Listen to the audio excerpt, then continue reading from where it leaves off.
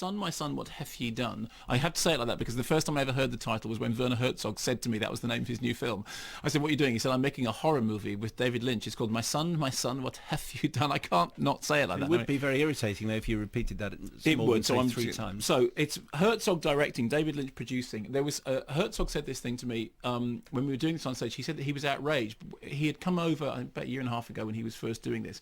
He said there had been an article in the American press which he took exception to, in which it had described the two of them working together as the probably mad David Lynch and the certifiably mad Werner Herzog. And he was absolutely, he said, honestly, how dare they say this, the certifiably mad Werner Herzog, okay?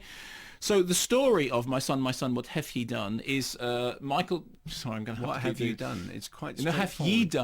have ye done. Not you. What have ye done? It's not straightforward. My son, what have ye done? It's a stupid title. And Michael Shannon, at the beginning of the movie, has killed his mother, played by Grace Zabriskie. He then holds up in his house. Willem Dafoe turns up as the cop trying to get him out of the house. Meanwhile, various people, Chloe Sevigny, who plays his fiancée, Udo Kier, who plays his drama teacher, turn up to explain in flashback how we got to the point where this thing has happened. As we discover in flashback, there has been a sort of Norman Bates-like relationship between child and mother. The mother is incredibly overbearing, attempts to force the child to eat Jell-O. The child himself has gone and explored his inner turmoil by going off and doing this Greek tragedy in which matricide is involved. He's become very affected by a sword.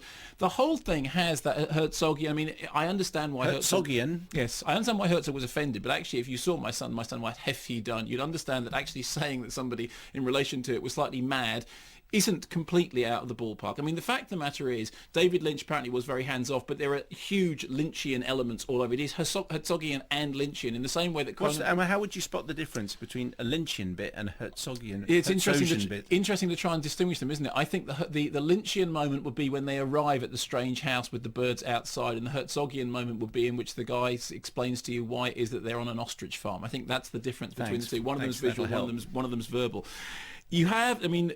In it, you have this central performance by Michael Shannon, which really holds the thing together. Michael Shannon is one of the maddest screen presences around at the moment. That's not to say he is mad. That's three madnesses. No, exactly. He has a really, really intense... I mean, actually, you look back at his, his career. We first saw him in Bug, in which he plays somebody who goes mad. He was in World Trade Center, in which he's the guy who gets mad. He was in Revolutionary Road, in which he's the guy who is mad.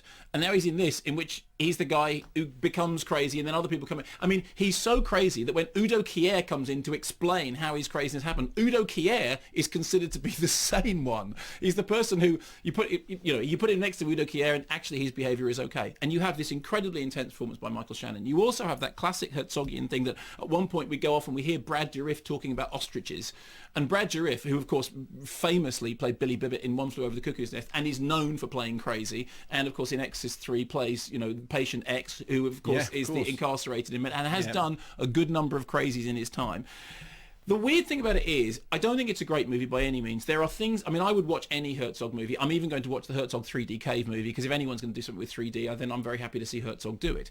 It has that strange, disjointed, awkward quality which Herzog's movie have, and when you watch certain scenes, you think, is that bad? Or is it Herzogian? Particularly when Udo Kier is leading you into flashbacks. And Udo Kier is going, yes, well, it was very interesting because he came over to my drama class and then we were going to do the Greek tragedy. And I said, the Greek tragedy, which is about the killing of the mother. And he was very interested. I remember the time when he... And then suddenly we get back... That's like a camp SS officer that you were doing there. It's Udo Kier. It's Udo Kier. It's, to know death, Otto. It's him. It's the guy from Flesh for Frankenstein. It's the guy who in my book I cast as Mr. Niet, because he's the most bonkers screen presence in the world. I think in the end... What's your book called again? It's called Simon Hasn't Read Me Yet. No, the full title. I'm not going to do that. In My Son, what have you done? What you get is the Herzogian elements and the Lynchian elements and the strong performances. I don't think it adds up to very much in the end, but whilst it was there, I was diverted by it.